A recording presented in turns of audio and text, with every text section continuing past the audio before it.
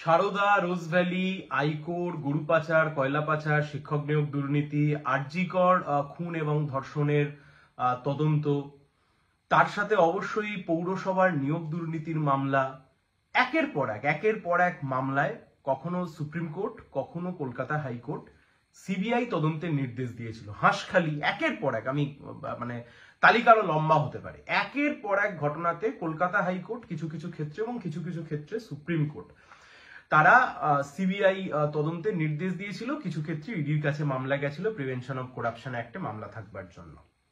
এবং সবচাইতে মজার বিষয়, যতগুলো সিবিআই তদন্ত এই মুহূর্তে আমাদের রাজ্যের বুকে হচ্ছে, মানে তদন্তের নামে ছেলে খেলা, যাই হোক যা হচ্ছে, এই সবকটা তদন্তর কোনোটাই কিন্তু তৃণমূল কংগ্রেসের সরকার যে নিজে থেকে সিবিআই কে ডেকে দিয়েছে এমনটা নয়। প্রত্যেক কটা ক্ষেত্রে সিবিআই তদন্তের বিরোধিতা করেছে তৃণমূল সরকার, বিরোধিতা করেছে রাজ্যের সরকার। প্রত্যেক কটা ক্ষেত্রে নয় হাইকোর্টে মামলা হয়েছে, নয় সুপ্রিম কোর্টে মামলা হয়েছে। মজার বিষয়, প্রত্যেক কটা মামলায় মেরিটে শুনানি হওয়ার পরেই কিন্তু সেই মামলাগুলো সিবিআই এর কাছে গেছে অথবা সেই মামলাগুলো ইডির কাছে গেছে।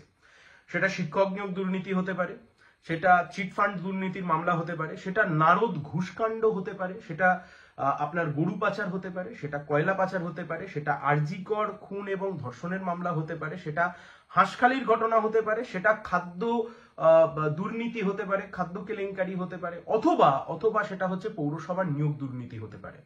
এই সবকটা মামলা কিন্তু অন মেরিট প্রথমে হাইকোর্ট অথবা সুপ্রিম কোর্ট শুনেছে, তারপর হাইকোর্ট অথবা সুপ্রিম কোর্টের মনে হয়েছে যে রাজ্য সরকারের পুলিশ অথবা সিআইডি বিভিন্ন ক্ষেত্রে যারা তদন্ত করছিলেন বা কোথাও তদন্ত হচ্ছিল না সেখানে সিবিআই এর তদন্ত করবার স্কোপ রয়েছে, সেখানে ইডির তদন্ত করবার স্কোপ রয়েছে। সেই কারণে সবকটা মামলাকে কখনো সুপ্রিম কোর্ট কখনো হাইকোর্ট ট্রান্সফার করেছে সিবিআই ইনভেস্টিগেশনের জন্য। প্রশ্নটা আজকে এই ভিডিওর মাধ্যমে আমরা গোটা রাজ্যের মানুষের কাছে এই সহজ সত্য কথাটাকেই আমরা সামনে রাখতে চাইছি। আচ্ছা, হাইকোর্ট অথবা সুপ্রিম কোর্ট মামলার মেরিট খুঁজে পায় যে হ্যাঁ দুর্নীতির অভিযোগ রয়েছে, স্পেসিফিক অ্যালিগেশন রয়েছে, সেই অ্যালিগেশন বা সেই অভিযোগগুলোর তদন্ত হওয়া উচিত, সিবিআই এর কাছে মামলা পাঠানো হয়, তারপরেই সেই মামলাগুলো ঠান্ডা ঘরে চলে যায় কিভাবে? মানে আপনি প্রত্যেক কটা ক্ষেত্রে দেখুন, প্রত্যেক কটা ক্ষেত্রে সারদা, রোজভ্যালি, হাইকোর্ট সবকটা চিটফান্ডের মামলায় খোদ সুপ্রিম কোর্ট মামলা সিবিআই এর হাতে তুলে দিয়ে বলেছিল টাকা বৃহৎ কার হাতে গেছে, who is the big fish here, বড় মাছ এখানে কে রয়েছে, বড় মাথা কে আছে, সিবিআই কে খুঁজে বার করতে হবে। তার মানে মামলায় মেরিট ছিল, সেই মামলায় মেরিট ছিল বলে শোনবার পরে সিবিআই তদন্ত গেছিল। অথচ 2014 সালের সেই সারদার তদন্ত শুরু হয়েছিল, আজকে 2024 সাল, সারদা রোজভ্যালির তদন্ত বিষবাও জলে, তার ট্রায়াল, তার সাক্ষী সবকিছু কার্যত বিষবাও জলে। মদন মিত্র থেকে শুরু করে কুণাল ঘোষ, এখন তৃণমূল কংগ্রেসের নেতা, মন্ত্রী, সাংসদ সবাই মজার সাথে আনন্দে ঘুরে বেড়াচ্ছেন। হেমন্ত বিশ্ব শর্মা সেই সময়তে মুখ্যমন্ত্রী ছিলেন আসামের, পরবর্তীকালে বিজেপিতে যোগদান করবার পরে এখন বিজেপির তিনি মুখ্যমন্ত্রী হয়ে গেছেন আসামের, তিনি নিজে একজন রোজভ্যালি কাণ্ডে অন্যতম অভিযুক্ত। অর্থাৎ সিবিআইতে ঠান্ডা ঘরে চলে গেল।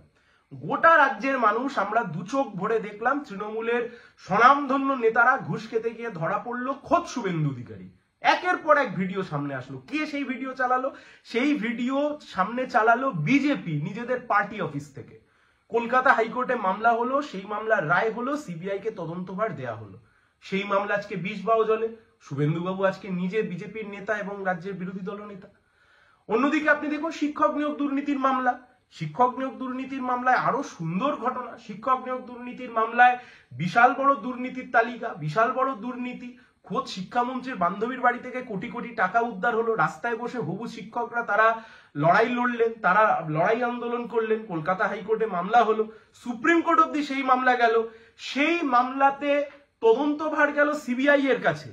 আদালত কার্যত গুঁতুনি দিয়ে দিয়ে শিক্ষামন্ত্রীকে সিবিআই এর কাছ অব্দি পাঠালো, গ্রেপ্তার করলো। সিবিআই ইডির কাছ থেকে গতকাল জামিন পেয়ে গেছে, সিবিআই এর কাছ থেকে পার্থ চ্যাটার্জি জামিন পাওয়া কার্যত সময়ের অপেক্ষা। আজ অব্দি শিক্ষক নিয়োগ দুর্নীতির মামলার কোনো এসপার ওসপার কিছু হলো না। অথচ শিক্ষক নিয়োগ দুর্নীতির মামলাকে কাজে লাগিয়ে প্রচুর মানুষ নিজেদের জীবনকে কার্যত একদম গুছিয়ে নিয়েছেন। কেউ সাংসদ হয়েছেন, কেউ বিচারপতির চেয়ার থেকে সাংসদ হয়ে গেছেন, কেউ নিজের রাজনৈতিক জীবন গুছিয়ে নিয়েছেন, সবাই সবটা গুছিয়ে নিয়েছে। কিন্তু দুর্নীতির কোনো শেষ নেই। দুর্নীতির আজকে সে বিষবাও জলে। আরজিকর তদন্ত, খোদ কলকাতা হাইকোর্ট যে মামলার শুনানি করতে গিয়ে সিবিআই এর কাছে তদন্তভার তুলে দিয়েছিলেন, দেশের সুপ্রিম কোর্ট নিজের সুমোটো আঙ্গিকে সেই মামলা নিজের কাছে নিয়েছিল। কলকাতা হাইকোর্ট যখন পুলিশি তদন্তের ওপর ভরসা রাখতে পারেনি, তখনও সেখানে মামলার মেরিট ছিল বলেই সেই তদন্তভার সিবিআই এর কাছে গেছিল। অথচ দেখুন, মমতা ব্যানার্জির পুলিশ যে ওই সঞ্জয় রায় একজনই অভিযুক্ত, একজনই এই ঘটনা ঘটিয়েছে বলে প্রথম থেকে দাবি করে আসলো, সিবিআইও কিন্তু বকলমে কার্যত বুঝিয়ে দিল যে হ্যাঁ, কলকাতা পুলিশ বা মমতা ব্যানার্জির পুলিশ যা তদন্ত করেছে, যা বলেছে, যা এতদিন বলেছিল তা ঠিকই বলেছিল, তারাও কার্যত হ্যাঁতে হ্যাঁ মিলিয়ে দিল। তাহলে সিবিআই তদন্তের প্রয়োজনীয়তা কোথায়? বা সিবিআই এর উপর মানুষের যে ভরসা, সিবিআই এর উপর মানুষের যে আশা, সিবিআই তদন্ত যখন কেউ চাইছে তখন সে ভাবছে একটা ইম্পার্শিয়াল ইনভেস্টিগেশন এজেন্সি হবে। এটি ইম্পার্শিয়াল ইনভেস্টিগেশন এজেন্সি একেবারে বিজেপির তোতা পাখি, যেমন তোতা পাখি কারোর বিরুদ্ধে কাজে লাগাচ্ছে, তেমন ভাবে তৃণমূলকে বিভিন্ন ভাবে বাঁচাচ্ছে। আপনি অজিত পাওয়ারের ক্ষেত্রে দেখুন, মহারাষ্ট্রে যার বিরুদ্ধে হাজার হাজার কোটি টাকার দুর্নীতির অভিযোগ, তিনি বিজেপিতে গিয়ে যোগদান করলেন, তিনি সমস্ত ক্লিন চিট পেয়ে গেলেন, তার সমস্ত সম্পত্তি ফেরত পেয়ে গেলেন। অর্থাৎ এই গোটা তদন্ত ব্যবস্থাটাকে বিজেপির সরকার কার্যত, আপনি মানুন না মানুন তাতে কিচ্ছু যায় আসে না। আমি যদি হঠাৎ করে এখন বলি না কালকে সূর্য উঠবে না, তাতে কি সূর্য ওঠা বন্ধ থাকবে? তাতে তো সূর্য ওঠা বন্ধ থাকবে না। আপনি মানুন না মানুন কিচ্ছু যায় আসে না।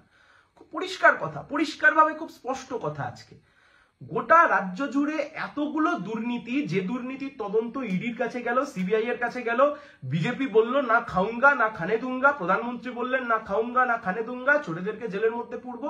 আজকে কোথায় কি খুন, ধর্ষণ, দুর্নীতি, একের পর এক নেতা যাদের জেল খাটবার কথা, সবাই আজকে লাটে জামিন পেয়ে বেরিয়ে চলে আসছে। এবং সবচাইতে মজার বিষয়, আরজি করের মতো সেন্সিটিভ ইস্যুতে চার্জশিট পেশ না করতে পারবার জন্য আজকে সন্দীপ ঘোষ বেরিয়ে চলে আসলেন, অভিজিৎ বাবু বেরিয়ে চলে আসলেন।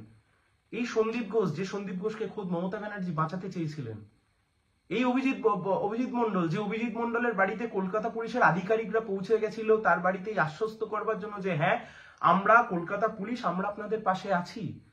তাহলে সিবিআই এর ওপরে, বিজেপির ওপরে মানুষের কি আর সেই ভরসা রাখার জায়গা তৈরি হচ্ছে? আর হচ্ছে না। অথচ অদ্ভুত ভাবে দেখুন, প্রত্যেক কটা মামলায় কিন্তু মেরিট ছিল, প্রত্যেক কটা মামলার কিন্তু যৌক্তিকতা ছিল। আরে ছিল বলেই তো হাইকোর্ট হতে পারে, সুপ্রিম কোর্ট হতে পারে, সেই মামলাগুলোকে তদন্তের জন্য সিবিআই এর কাছে বা ইডির কাছে পাঠিয়েছিল। কিন্তু দল বদল ছাড়া আর কি হয়েছে? সিবিআই ইডি তদন্ত চলবাকালীন বাজার গরম করা ছাড়া আর কি করতে পারলো এরা? এতদিন হয়ে গেল, পশ্চিমবঙ্গের মানি মার্কেট থেকে কয়েক হাজার কোটি টাকা চিটফান্ডের ব্যবসার মাধ্যমে আউট হয়ে গেল, খুঁজে পাওয়া গেল না। এতদিন পরেও নাকি ট্রায়াল শুরু করতে পারলো না। আসলে ছেলে খেলার জায়গায় পরিণত করেছে ইডি, সিবিআই এর তদন্তগুলোকে ছেলে খেলার জায়গাতে পরিণত করেছে। পোস্টপল ভায়োলেন্স, এই যে বিজেপির নেতারা নিচে এসে, বিজেপির কর্মীরা নিচে এসে গালিগালাজ করবে বা কিছু করবে, পোস্টপল ভায়োলেন্স, বিজেপির লোক খুন হয়েছিল। হ্যাঁ, বিজেপির লোক খুন হয়েছিল। পোস্টপল ভায়োলেন্সের মামলা কি করেছে সিবিআই? পোস্টপল ভায়োলেন্সের মামলা ন্যাশনাল হিউম্যান রাইটস কমিশন এসেছিল, কি করেছে ন্যাশনাল হিউম্যান রাইটস কমিশন? খোদ শওকত মোল্লার বিরুদ্ধে অভিযোগ ছিল, কলকাতা হাইকোর্ট মামলা তুলে দিয়েছিল সিবিআই এর কাছে। 5 জন জাজের সাংবিধানিক বেঞ্চ বসেছিল, কনস্টিটিউশনাল বেঞ্চ ফর্ম হয়েছিল। কি করতে পেরেছে? পোস্টপল ভায়োলেন্সের মামলা, প্রত্যেক কটা মামলায় জেনে বুঝে প্রত্যক্ষ পরোক্ষ সমস্ত সমর্থন দিয়ে ইডি এবং সিবিআই এর হাত থেকে তৃণমূল কংগ্রেসের নেতাদেরকে, খোদ মমতা ব্যানার্জির ভাইপোকে, খোদ মন্ত্রী সভাকে বারংবার বাঁচাচ্ছে বিজেপি। খেলা খুব পরিষ্কার, খুব পরিষ্কার খেলা। দিল্লিতে বিজেপির সরকার থাকবে, পশ্চিমবাংলায় তৃণমূলের সরকার থাকবে।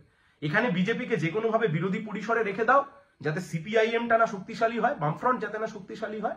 আর ওখানেও এই যে খেলা শুরু হয়ে গেছে, মমতা ব্যানার্জি নাকি গোটা দেশের প্রধান বিরোধী মুখ, এই খেলাই খেলতে চাইছে। এই খেলা থেকে যতক্ষণ না আমরা বের করতে পারবো গোটা রাজনীতির পরিসরকে, ততক্ষণ অব্দি দুর্ভাগ্য আমাদের কপালে আরো নাচবে। দুর্ভাগ্যের হলেও সত্যি, ইডি সিবিআই আজকে মোদী অমিত শাহের আমলে যেভাবে তৃণমূলের নেতা মন্ত্রীরা চুরি, খুন, ধর্ষণ এত কিছু করবার পরেও দিনের আলোয় ঘুরে বেড়াচ্ছে, এতটুকুও যা ভয় ভীতি ছিল ইডি সিবিআই নিয়ে চোর জোচ্চোর খুনি দুর্নীতিবাজদের, সেটুকু আর মনে থাকবে না।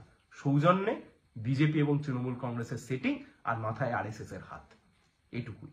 সবাই ভালো থাকবেন।